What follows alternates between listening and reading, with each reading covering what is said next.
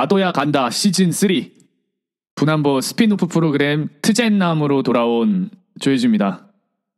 안녕하십니까. 집시 나는 집시 여인 집시의 여인입니다. 덥죠 한 날씨가 주가 또 이제. 쏜살같이 지나갔죠. 날씨가 덥죠 이제. 이제 진짜 12월을 바로 앞두고 있는 코앞에 두고 있는데 제가 오늘 저녁에 달리기를 하고 왔습니다. 장장 한 9km를 달리고 왔는데 시원하더라고요. 덥죠? 아직. 허벅지랑 종아리가 뜨겁습니다. 별로 청취자분들이 듣고 싶지 않아 하는 이야기니까 바로 그렇죠? 이제 이번 주 트젠남으로 한번 바로 들어가 보죠. 오늘은 테마가 뭐죠?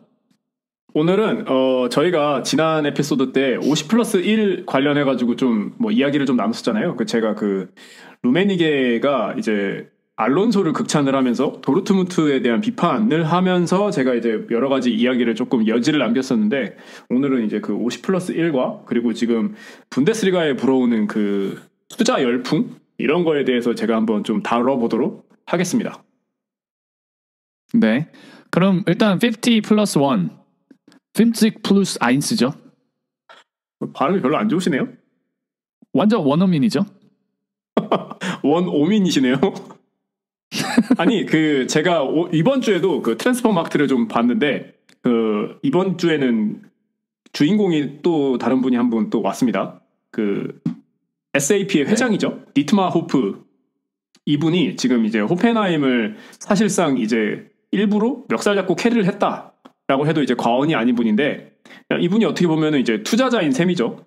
근데 분데스리가의 50+1의 예외적인 허용을 받는 팀이 딱 3개가 있었습니다. 그래서 호펜하임과 그리고 이제 기업 구단이죠. 레버쿠젠과 그리고 이제 볼프스버그. 지난 에피소드 때 조혜지 씨가 말씀해줬던 것처럼 20년 이상 이제 지속적으로 투자를 해온 레버쿠젠과 볼프스버그, 이제 바이어 제약회사와 이제 폭스바겐의 자동차 회사, 이 두 회사는 20년 넘게 투자를 계속 해왔기 때문에 투자자로 이제 인식을 한다기보다는 이제 공동체로서 이제 인식을 하기 때문에 예외적인 조항을 만들어줬고, 그리고 이제 호펜하임 같은 경우에는 이 디트마르 호프 이분이 그러니까 사실 투자자죠. 근데 어렸을 때 이 호펜하임에서 뛰었던 적도 있고 유소년 팀에, 그리고 이제 아주 이 호펜하임이 못 나가던 시절 때부터 계속해서 이제 엄청난 금액을 일종의 이제 투자의 목적이라기보다는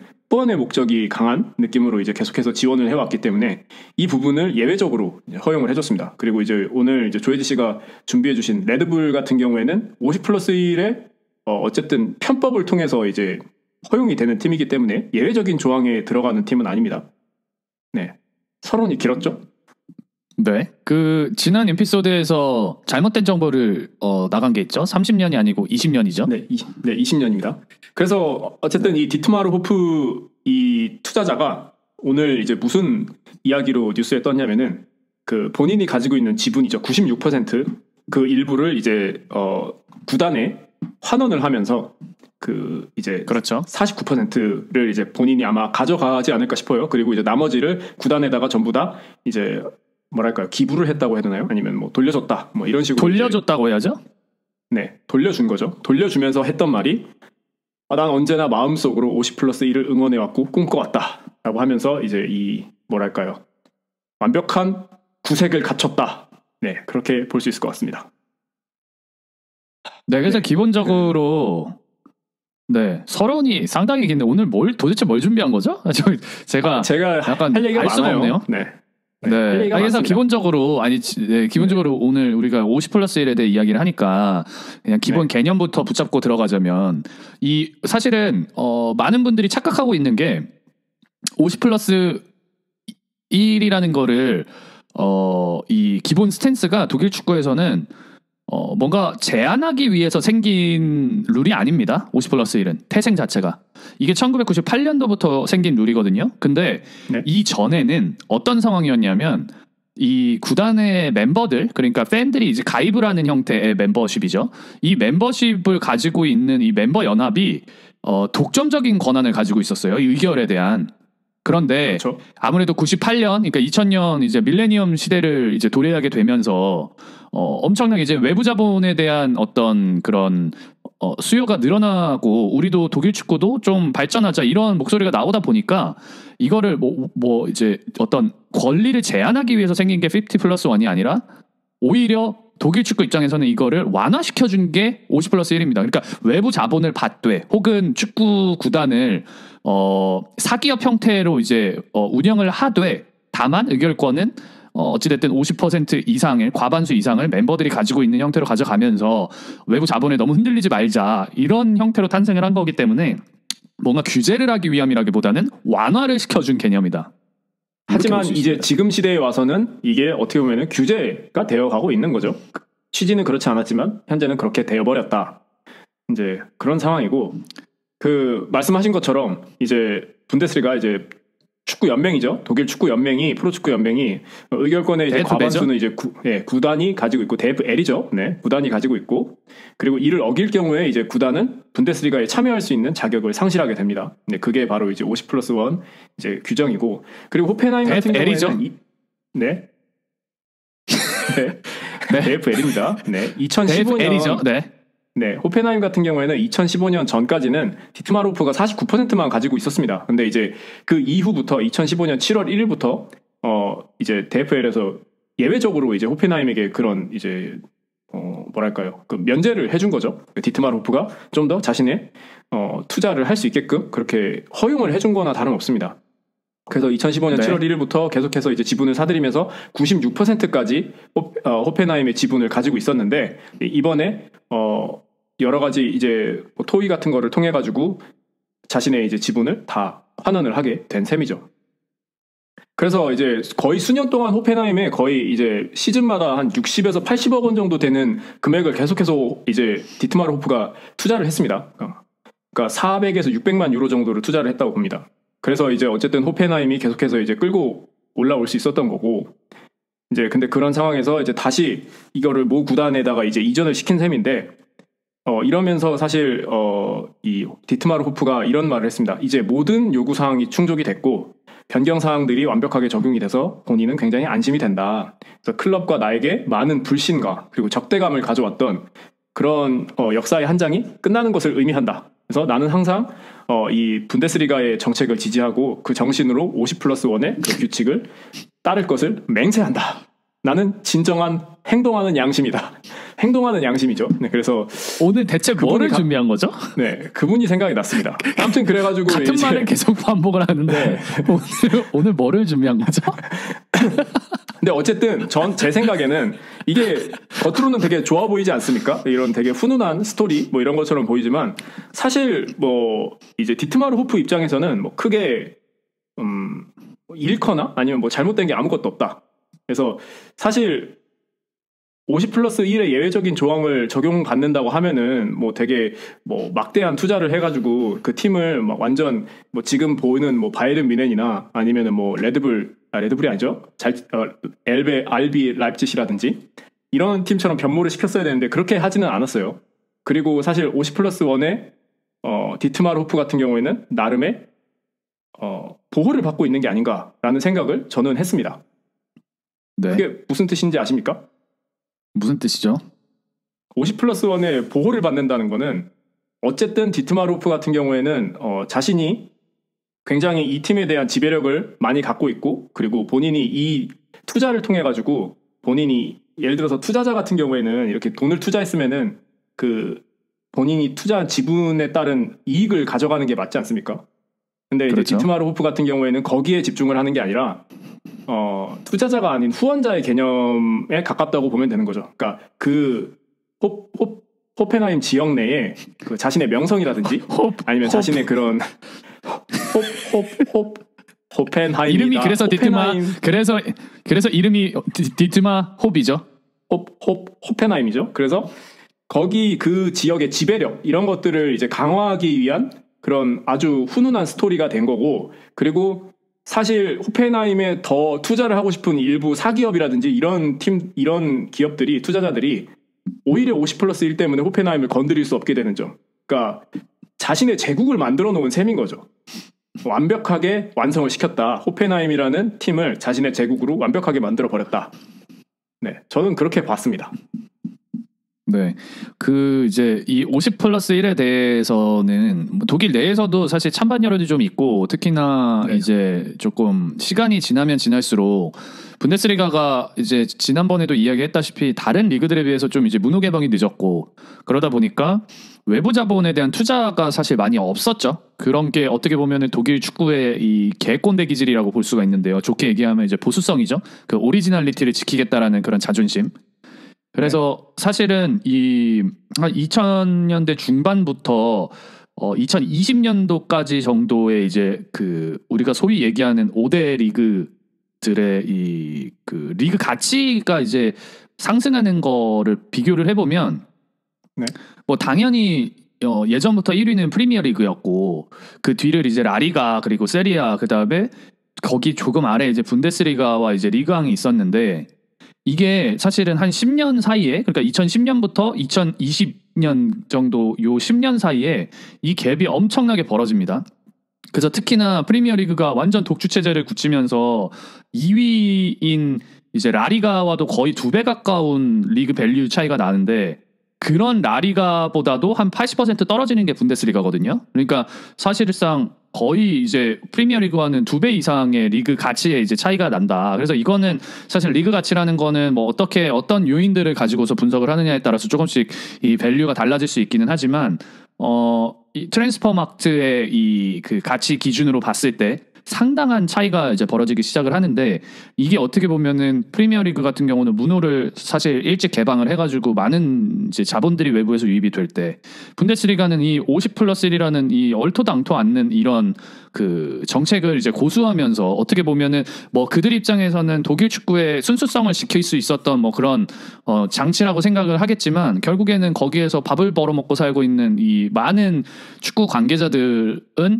낮은 연봉과 높은 이제 업무 강도에 시달리면서 사실상 제대로 된 그런 보장을 받지 못했다, 이렇게 볼 수 있죠.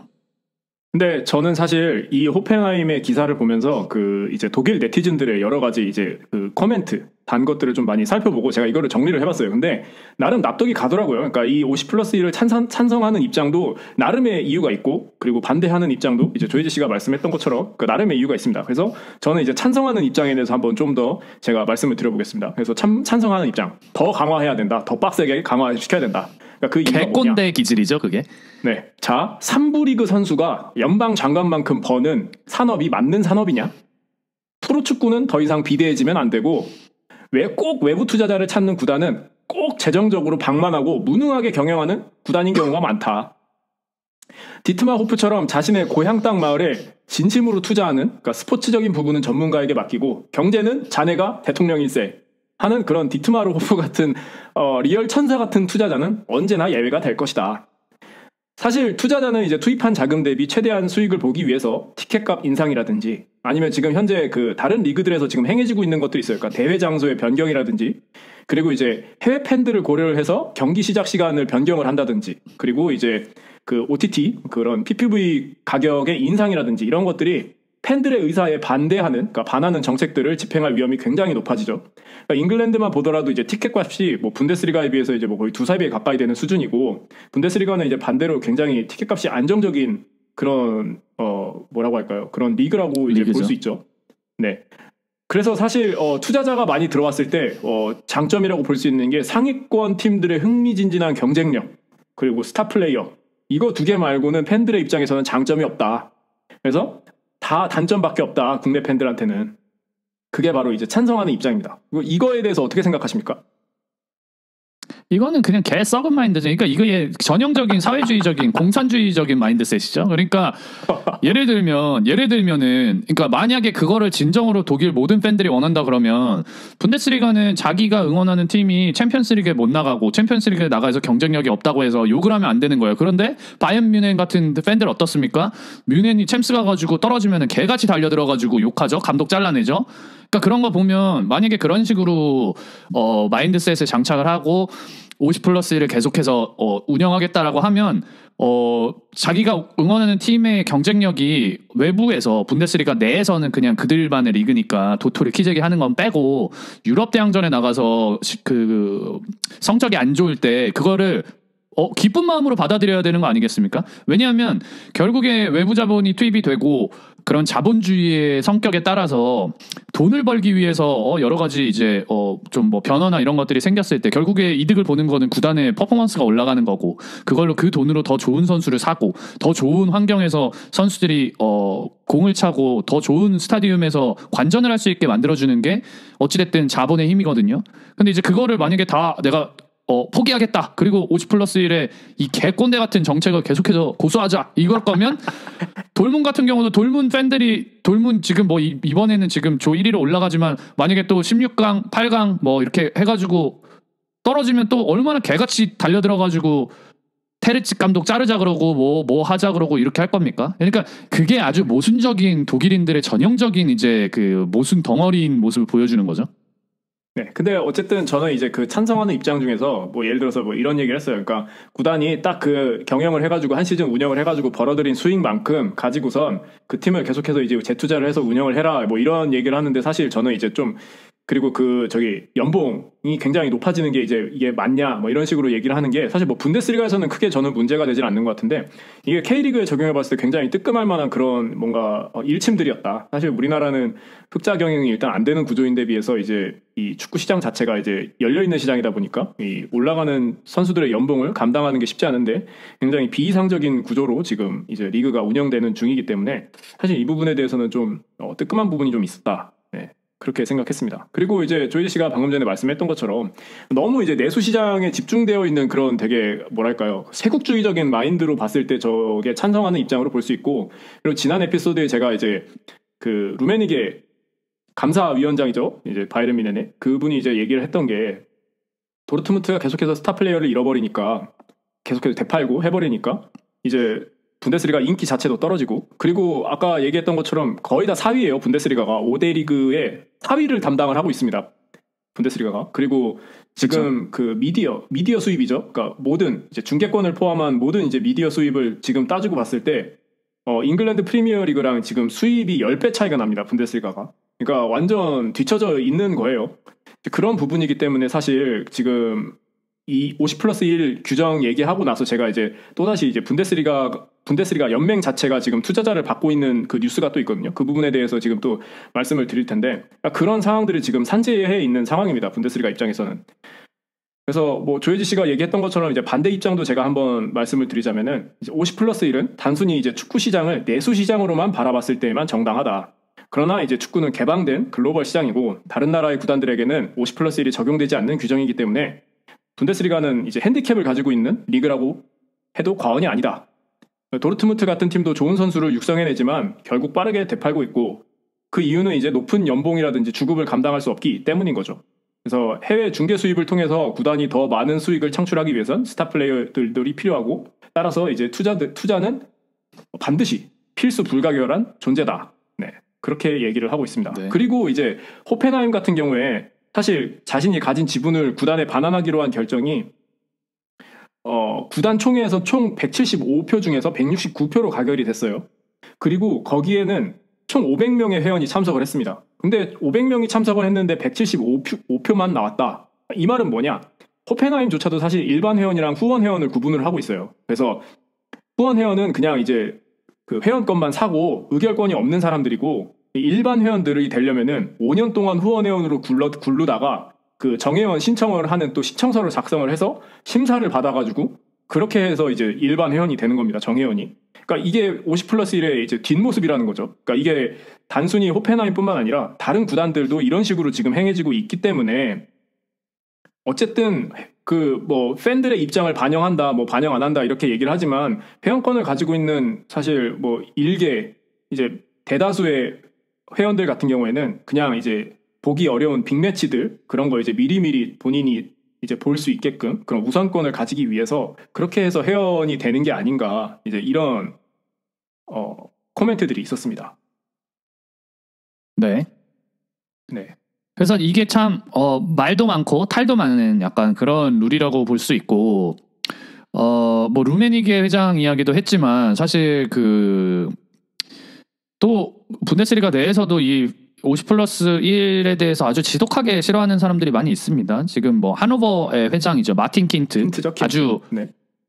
마틴 킨트가 아주 가장 어떻게 보면은 이 50 플러스 1의 적대적인 이제 인물이라고도 이제 볼 수가 있고 네. 그 실제로 2014년인가 5년에 그 마틴 킨트가 이 50 플러스 1을 이렇게 고소하는 이 분데스리가의 정책이 EU 법에 이제 그 유럽연합의 법에 저촉이 된다고 그 한번 고소를 하려고 한 적이 있었어요.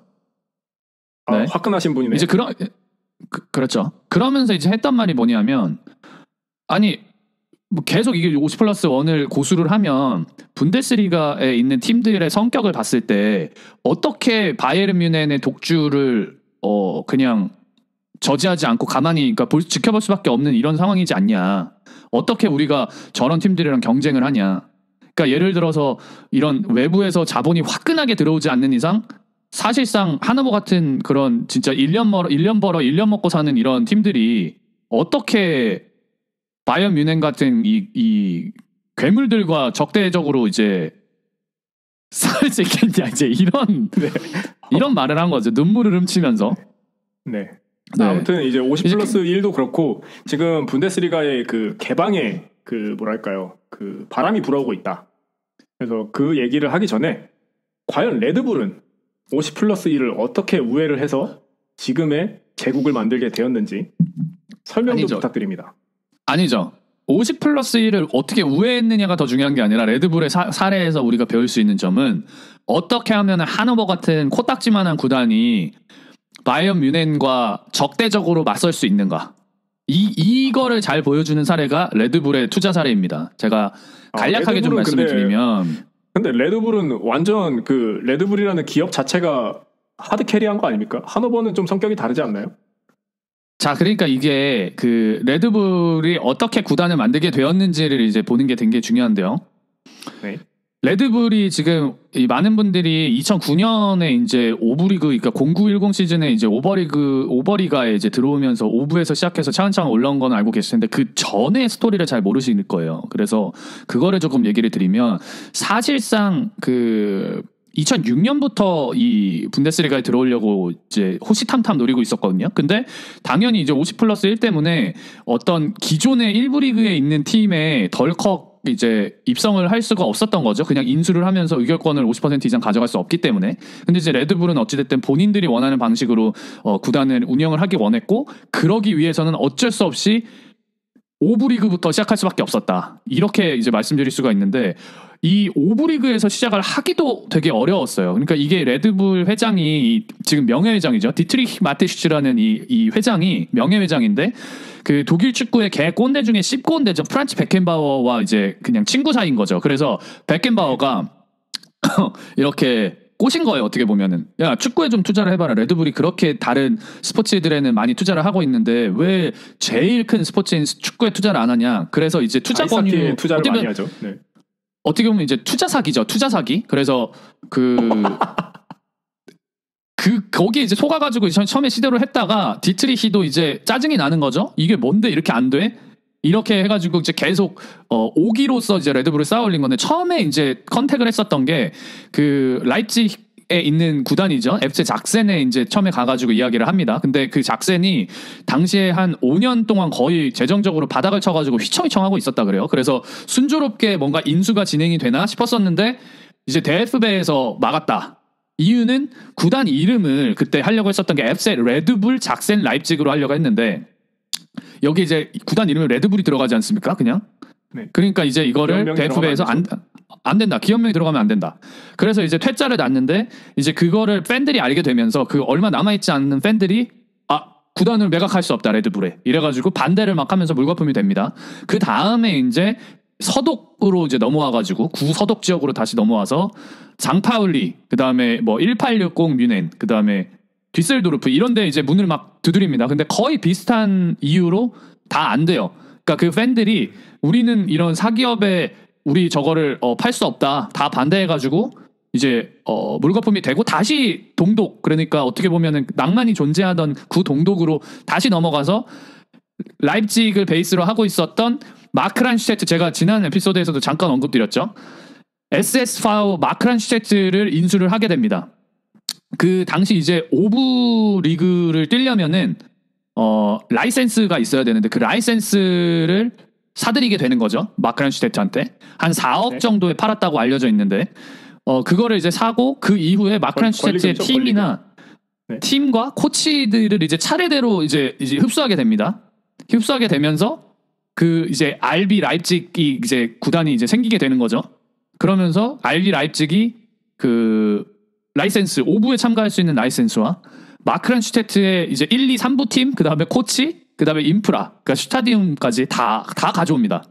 그러면서 이제 마크란슈테트는 약간 흡수합병이 되면서 이 RB 라입지기 그냥 이제 생겨나게 되는 거고 마크란슈테트는 잠시 역사 속으로 사라지게 됩니다. 그러다가 이제 라입지기 막 올라가고 이러면서 다시 마크란슈테트를 만들어줘요.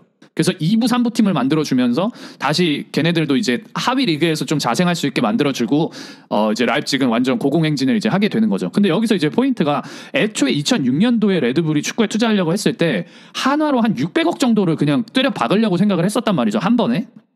근데 그렇게 거액을 투자하겠다고 나섰음에도 불구하고 구단을 제대로 하나 만드는 게 힘들어가지고 5부까지 가서 5부에 있는 팀을 이제 인수를 하면서 이렇게 시작을 한 거죠. 그게 독일 그러니까 축구의 이런, 정신이죠, 정신. 그러니까 이런 거를 보면은 이제 뭐 프리미어리그 예전에 2000년대 초반에 이제 첼시가 딱 좋은 케이스 아닙니까? 원래 완전 중하위권에 완전 그 어떻게 보면 대명사가 됐던 첼시가 그 로만 아브라모비치가 돈을 대면서 어떻게 보면은 슈가데디.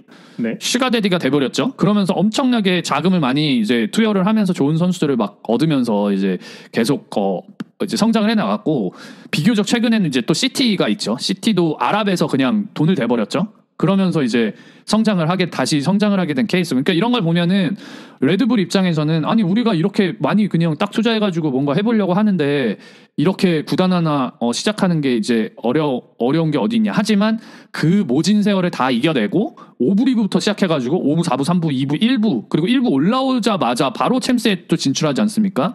2등을 하면서 리그. 그러면서 또 챔스에서도 막 4강 가고 뭐 이런 거를 보여주면서 이제 엄청나게 이제 빠르게 성장한 걸 볼 수 있고 이 동부의 자존심을 세워줬죠.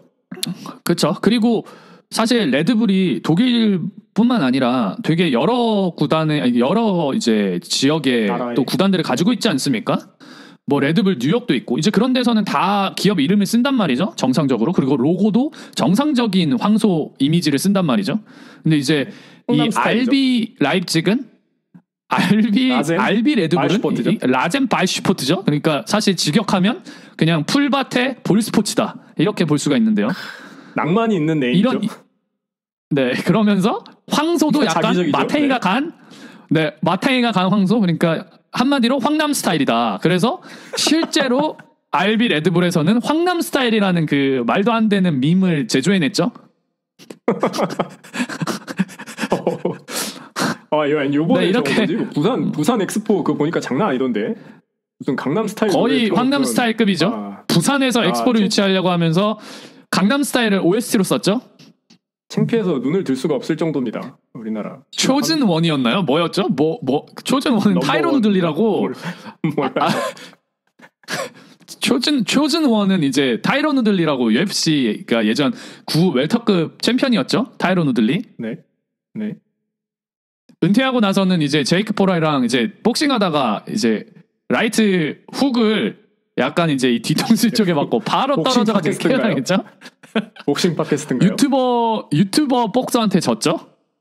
아니 근데 아무튼 레드불 같은 경우에는 그 지분 구조를 보면은 49%가 이제 레드불이 가지고 있고 그리고 51%가 그 이제 노조 그 이제 RB 라입지시의 노조와 이제 그 안에 있는 이제 뭐 임직원들이 이제 지분을 가지고 있는 구조라고 보는데 사실 그 안에 있는 사람들도 다 어떻게 보면 레드불과 한 통속이기 때문에 뭐 99%를 가지고 있다고 해도 이제 과언이 아닌 셈이죠. 근데 그런 식으로 해서 이제 어쨌든 50+1의 법망을 피해서 운영을 할 수도 있다라는 거를 이제 보여준 케이스거든요. 그렇죠. 사실 법에 저촉이 되지는 않고 지금 레드불의 이제 멤버가 17명밖에 안 되거든요.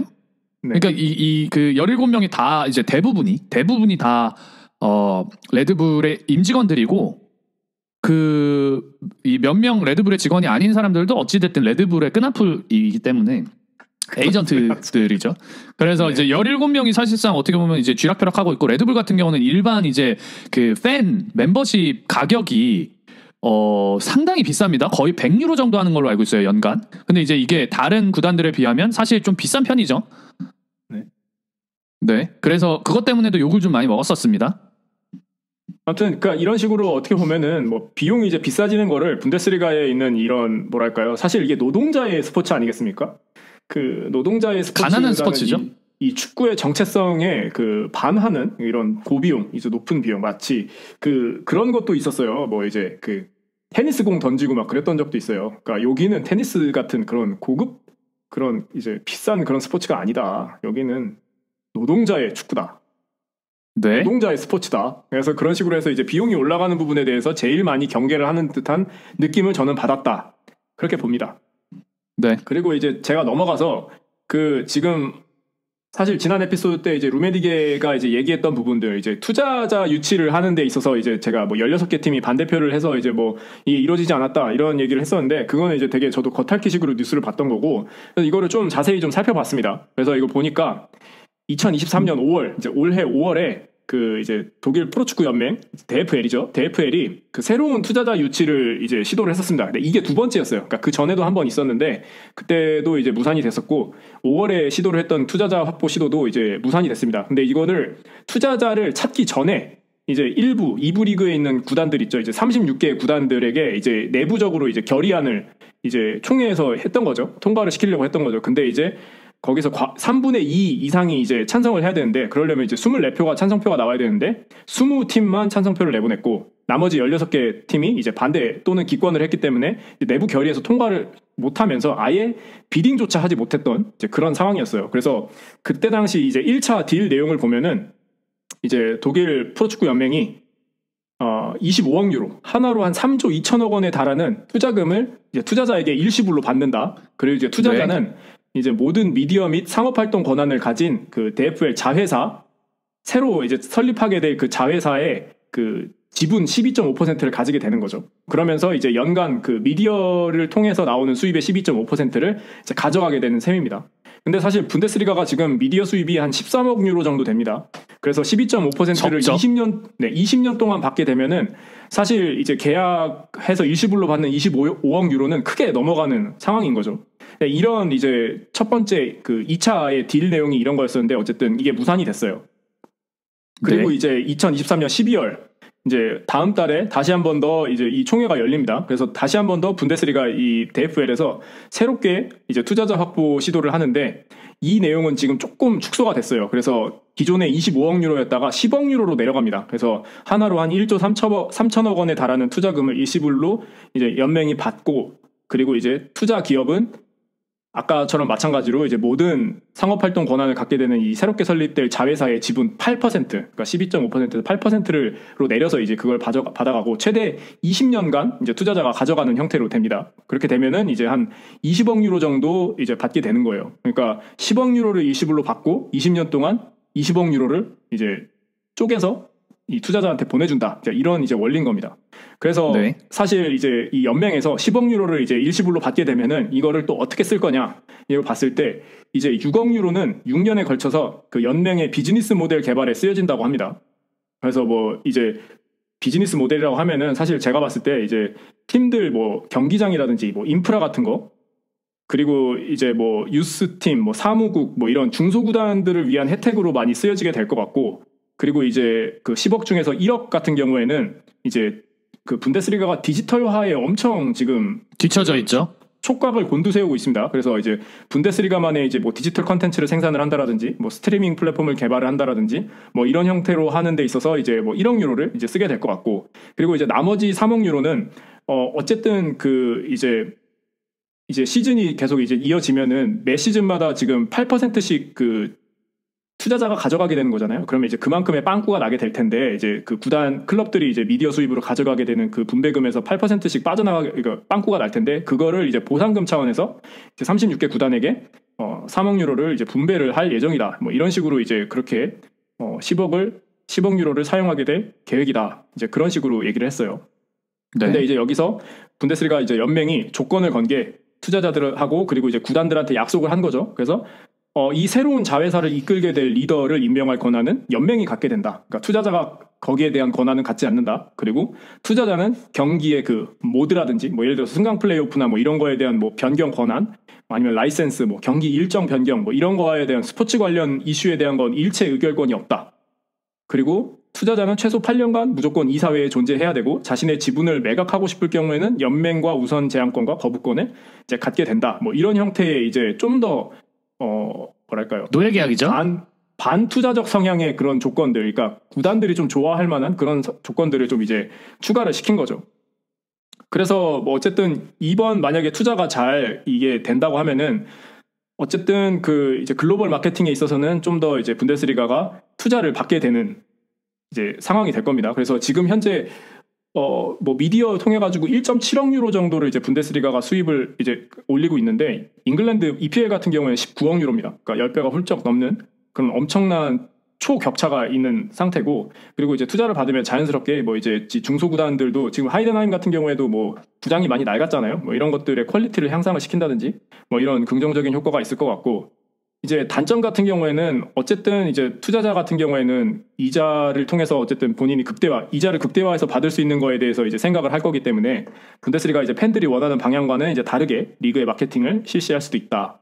그래서 예시로 보면은 지금 이탈리아 같은 경우에는 그 이제 포칼 우승자랑 이제 리그 우승자가 이제 항상 맞붙는 그 슈퍼컵이죠. 그러니까 각 유럽 리그마다 다 그런 게 있는데 슈퍼컵 같은 경우에가 이제 사우디아라비아에서 개최를 합니다. 그러니까 이거를 6년 계약을 사우디아라비아랑 이제 이걸 하면서 엄청나게 수입을 많이 벌어들였다고 해요. 근데 사실 뭐 이탈리아 팬들 입장에서는 좀 어이가 없죠. 왜냐하면 슈퍼컵이 지금 사우디아라비아에서 열리는 게 이게 맞나? 뭐 사실 저도 TV로 보면 되죠. 네, 잘 이해가 안 되는데 어쨌든 그런 식으로 지금 이제 국제화가 이루어지고 있다. 그래서 이런 것들이 분데스리가에도 발생을 할 수가 있다라는 이제 어떻게 보면 위험성이 있는 거고 그리고 사실 재정 유출 문제도 있습니다. 그러니까 투자를 통해서 기대한 만큼 이제 수익이 올라가지 않으면은 어쨌든 계속 이제 그 배당금 형태로 이제 투자 회사한테 그 이제 미디어 수입에 대한 지분을 나눠줘야 되기 때문에 매년 손실금이 발생할 위험이 존재한다.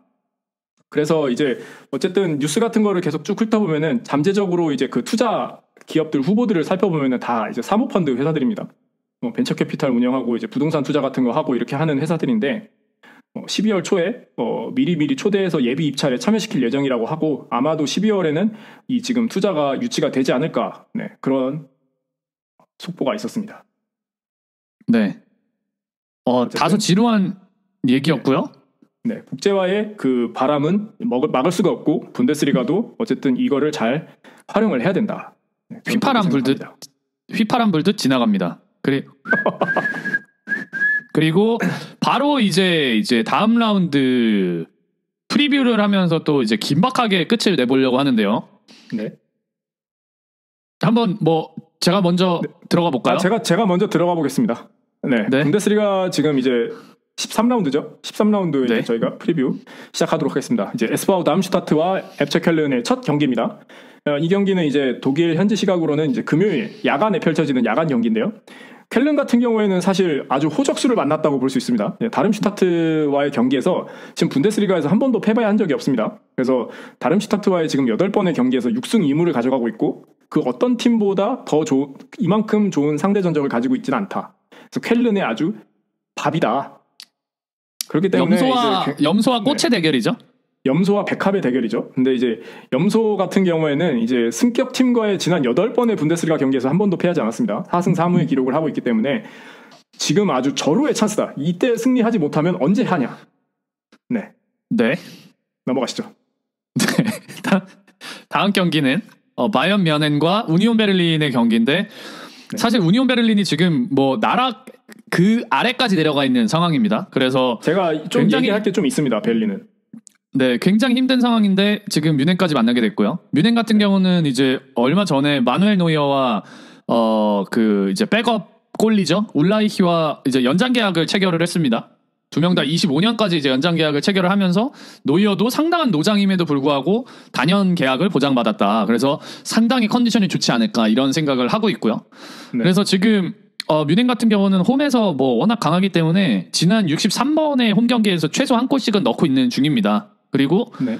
이번 베를린과의 경기에서 승리하게 되면은 70년대에 있었던 이제 64경기 홈 연속 득점 기록과 타이를 이루게 된다고 하네요. 그래서 이번에 득점과 그 다음에 승리 기록 이런 것들을 한 번에 이제 볼 수 있는 그런 경기입니다. 네, 그리고 이번 경기 이제 앞서가지고 그 우니온 베를린이 감독이 바뀌었습니다. 그러니까 감독이 사실 그렇죠. 12라운드에서 그 임시 감독, 그러니까 베를린 같은 경우에는 2군 팀이 없어가지고 19세 팀 감독이 이제 올라왔었어요. 올라왔다가 이제 그로테인가요? 그 감독이 있었다가 이제 새롭게 지금 정식으로 네나드 비에리차라는 감독이랑 계약을 했습니다. 이 분이 이태리네요. 아니죠, 저기 크로아티아 출신 감독입니다. 비에리차. 네. 근데 이 사람이 이제 카이저슬라우텐에서 뛰었던 선수예요. 예전에 현역 시절에 그랬던 이제 감독이고, 이 감독이 그 사실 오늘이죠. 한국 시간으로 오늘, 그러니까 독일 시간으로는 어제 그 저기 챔피언스리그에서 처음으로 자신이 이제 우니온 베를린을 이끈 그런 경기를 했고, 이름이 기억이 안 나네. 아무튼 1대1로 무승부를 했습니다. 챔피언스리그에서. 그리고 좀 달랐던 특이점은 뭐냐면은 베를린이 원래 3백을 사용을 하는데 이 비에리차 감독 아래에서 처음으로 4백을 들고 나왔습니다. 그래서 아마도 베를린은 이 비에리차 감독과 함께 많은 변화가 생길 것 같다라는 것이 이제 저의 생각입니다. 네, 넘어가시죠. 네, 다음 경기는 이제 라입지시와 하이덴하임의 경기입니다. 라입지시는 졌죠, 이번에 졌습니다. 네. 챔피언스리그에서. 어쨌든 홈에서 굉장히 강력한 라입지시입니다. 라입지시는 지난 시즌 포함해가지고 분데스리가 홈 10경기에서 무패를 지금 기록을 하고 있습니다. 8승 2무의 좋은 성적을 기록을 하고 있고, 마지막 분데스리가 홈 패배는 올해죠. 올해 마지막 저희 후반기에 4월 1일 마인츠와의 경기에서 0대3으로 진 것이 이제 마지막 패배입니다. 그리고 이제 로제 감독이 이끄는 이제 라입지시 같은 경우는 홈 경기에서 굉장히 강력한 그 모습이라는 게 높은 득점 효율성을 보여주고 있다. 그래서 슈팅을 때렸다 하면은 거의 득점이 된다라고 보면 될 것 같습니다. 그래서 굉장히 호적을 만났다. 하이덴하임은 긴장해야 된다. 네, 넘어가시죠. 다음은 보루시아 멘셴글라드바흐와 이제 호펜하임의 경기인데, 호펜하임 같은 경우는 라입지히와는 완전 정반대죠. 그러니까 원정에서 세죠. 그래서 지금 이번 시즌에 호펜하임이 20점 승점을 거두고 있는데 16점이 원정에서 나왔습니다. 그 반대로 얘기하면 네. 그렇죠. 반대로 얘기하면 홈에서 약한 거죠. 그런데 홈력이 약하네요. 멘셴글라드바흐 같은 경우는 호펜하임 상대로 분데스리가에서 지난 이제 3경기에서 모두 승리를 했습니다. 그리고 골 득실이 많이 났습니다. 그래서 득실 차이가 이제 9점이죠. 골 득실이. 그러니까 12점을 넣고 3골을 먹었습니다. 그러니까 상당히 강하다. 그러면 상당히 누가 강하다. 이기겠습니까? 원정에서 강한 호펜하임, 호펜하임에 강한 멘셴글라드바흐. 이거는 사실 붙어봐야 알죠. 아니, 그 당연한 걸 말씀하시네. 이거는 붙어봐야 알죠. 붙어봐야 아는데 그래도 이번 시즌 원정이 호펜하임 워낙 강하기 때문에 또 하나 보여주지 않을까 싶습니다. 네. 다음 경기는 이제 보훔과 볼스부르크의 경기입니다. 이 경기를 한마디로 요약을 하자면은 고점 잡는 지코바. 이 볼스부르크의 감독이죠. 이 니코 코바치 감독이 보훔을 상대로 패배를 치밥이죠, 치밥. 네. 패배를 한 적이 없습니다. 지코바는 양념에 밥을 비벼 먹어야 맛있다라는 속설이 치밥이죠. 네. 지난 시즌에 감독으로 이제 2번의 확실한 승리를 거둔 적이 있습니다. 코바치 감독이 4대0 확실한 그리고 5대1로. 남자. 네. 확실한 남자 지코바입니다. 그리고 선수로서도 이제 굉장히 좋은 상대 전적을 가지고 있는데 7승 3무예요. 7승 3무. 그래서 패배를 해본 적이 없다. 나 니코 코바치 패배를 모르는 감독이지. 니코니콘이죠? 선수지. 네. 니코니콘이죠? 그리고 어쨌든 지난 시즌에 볼프스부르크가 다른 그 어떤 팀보다도 이제 보훔과의 상대 전적이 제일 좋습니다. 승점 6점에 9대1 골득실 차에 4대0, 5대1로 완벽하게 승리를 거뒀다. 그래서 이번 경기도 사실상 볼프스부르크의 우세가 점쳐진다. 네. 넘어가시죠. 네, 다음 경기는 이제 슈투트가르트와 베르더 브레멘의 경기인데, 그 슈투트가르트에는 저희가 지난 에피소드에서 좀 다뤘던 이제 운다부 김칫국의 사나이죠? 튀르키의 아픈 손가락이죠. 돌궐이냐 아니면은 이제 독일이냐 이거를 가지고 고민을 하던 운다부. 돌궐의 아픈 손가락이죠. 네. 네, 그 제가 말씀드렸었던 게 원래 베르더 브레멘에서 이 운다브가 그 성인 대표, 그러니까 성인 팀에서 이제 프로 데뷔를 할 거라고 잔뜩 기대를 하고 있었다가 일이 꼬이는 바람에 여기저기 전전을 했다고 말씀드리지 않았습니까? 그러다가 결국에 이제 벨기에에서 프로 데뷔를 하게 되는데요. 그러다 보니까 이제 운다브 같은 경우는 이제 어떻게 보면 돌궐의 마지막 희망이죠. 운다브가 브레멘을 죽이려고 들지 않을까. 그러니까 왜냐하면 별로 안 좋은 기억이 있으니까. 이제 왜냐면 그때가 상당히 충격적인 경험이었다고 밝혔거든요. 운다브가. 네. 네. 그래서 이제 슈투트가르트 홈으로 또 불러드립니다. 원수를. 근데 이번 시즌에 슈투트가르트가 홈 경기에서 굉장히 셉니다. 그래서 그러니까 베지터블이죠. 최소 2골 이상씩을 홈에서 넣고 있다. 그래서 운다브도 칼을 많이 갈고 나와서 자기에게 비수를 꽂았던 베르더 브레멘에게 그 낭심을 공격을 하겠다. 이런 넘어가시죠. 네. 그 기라시랑 운다브랑 투톱으로 나서는 게 아니냐 뭐 이런 얘기가 좀 있어요. 그래서 아무튼 두 선수의 멋진 활약 기대해 봅니다. 다음 경기는 이제 마인츠와 프라이부르크의 경기입니다. 마인츠 같은 경우에는 그 이제 임시 감독이죠. 얀 지버트 감독 아래에서 지금 굉장히 좋은 기세를 보여주고 있습니다. 어쨌든 지난 4번의 분데스리가 경기에서 지금 한 번도 패배를 하지 않고 있고, 그리고 이제 얀 지버트 아래에서는 1승 2무를 기록을 하고 있어요. 그래서 마인츠는 지금 임기 시작과 동시에 3경기 이상 무패를 경험을 했던 신임 감독이 딱 한 명 있습니다. 얀 지버트 감독 말고 딱 한 명 있는데 그 감독 이름이 바로 카스퍼 슐만트죠. 그러니까 이 감독이 2014년도 이제 투켈 감독이 이제 나가면서 후임으로 들어왔던 감독인데, 그때 이제 뭐 구자철 선수도 있었고 뭐 박주호 선수도 있었죠. 아무튼 그 당시에 그렇죠. 분데스리가 시작과 함께 8경기에서 무패 행진을 기록을 하면서 굉장히 많은 기대를 모았던 그런 감독이었습니다. 그리고 나서 투첼이죠. 경질이 됐죠. 네. 네. 네, 넘어가시죠. 자, 넘어가 보면은 지금 이제 바이어 레버쿠젠과 보루시아 도르트문트의 경기인데요. 사실 바로 옆집에서 경기를 한다고 봐야죠. 이 두 팀은 상당히 가깝습니다. 레버쿠젠과 도르트문트 도보거리죠? 좀 멀죠, 도보거리죠? 뭐 기차로 한 2시간 정도죠. 기차로 한 그러니까 40분? 이제 2시간 걸리나요? 2시간 걸리겠네. 2시간 걸리죠. 2시간 걸리죠. 그러니까 차로 가면은 1시간 좀 넘게 걸리죠. 거리로 따지면은 한 20km 정도 되지 않을까 싶습니다. 네. 여기까지고요. 그래서요. 얘기를 해주셔야죠. 넘어가시죠. 네, 지금 그러니까 이번 시즌에 뭐 바이어 레버쿠젠 말할 가치가 있습니까? 너무 잘하고 있고 지금 득점력이 경기당 최소 2골씩 넣고 있는 지금 상황이어서 역대급 페이스다 이렇게 말씀드릴 수가 있고 지금 8경기 연승을 달리고 있는 상황입니다.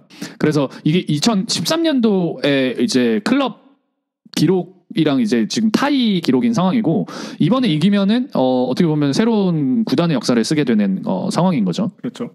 그리고 이제 어떻게 보면 레버쿠젠의 지금 핵심 멤버 중에 하나죠. 요나스 호프만. 돌문 출신 아니겠습니까? 유명한. 그래서 친정 팀과의 재회. 그리고 어떻게 보면 호프만에게는 굉장히 좋은 추억을 안겨준 게 또 베파베거든요. 그래서 과연 친정 팀을 상대로 비수를 꽂을 것이냐. 약간 이런 것도 첫 분데스리가 데뷔를 했었죠. 돌문에서. 그렇죠. 그러고 나서 이제 베파베죠. 네. 그 출전 기회를 못 잡아가지고 마인츠로 넘어왔었던 그런 기억이 있습니다. 그리고 조나스 호프만이죠. 같은 경우에는 이제 그 챔피언스리그에서 AC 밀란을 3대1로 이겼나요? 3대1로 이겼습니다. 그래서 조 1위로 올라갔죠. 지금 네, PSG는 망했죠? PFG죠. 네. 네. 네. 아무튼 지금 망했죠? 보면은 그 매치데이 지금 13라운드에 가장 뭐랄까요 재밌는 경기라고 볼 수 있을 것 같아요. 강팀 간의 경기이기 때문에 다른 거는 다 좀 뭐랄까요 조금 무게감이 떨어지는데 이 경기는 굉장히 재밌을 것 같다라는 그런 생각이 듭니다. 네, 다음 경기로 넘어가서 이제 아우스부르크와 프랑크푸르트의 경기입니다. 마지막 경기죠. 이 경기를 이제 한마디로 요약을 하자면은 무제배의 냄새가 가득한 경기다. 동사건이죠? 프랑크푸르트는 지금까지 이제 12라운드를 이제 거쳐오면서 6경기를 지금 무승부를 거뒀어요. 그리고 이제 계속해서 이제 좀 중위권 중위 딱 6위부터 10위 사이를 계속해서 이제 오가고 있습니다. 중따귀죠, 중따귀. 네. 그리고 이제 아우스부르크 같은 경우에는 지난 3번의 분데스리가 경기에서 연속으로 1대1 무승부를 기록을 하면서 1대1 전문가, 1대1 무제배 클럽 기록을 세우고 있습니다. 그래서 지금 분데스리가 역사상 이제 9국이 4경기 연속 무승부를 기록을 한 적이 없거든요. 이 경기에서 만약에 이제 무승부를 기록을 한다면은 이것도 나름의 새 역사를 쓰게 된다. 그래서 무제배의 냄새가 강력하게 풍겨지는 매치업이다. 네, 그렇게 볼 수 있습니다. 네, 이렇게 해가지고 저희가 13라운드 프리뷰까지 딱 맞춰봤고요. 저희는 이제 다음 주에 더욱더 재밌는 향기로 돌아오도록 하겠습니다. 향기요? 감사합니다. 제가 뭐라 그랬죠? 감사합니다. 한기라고 했는데. 감사합니다.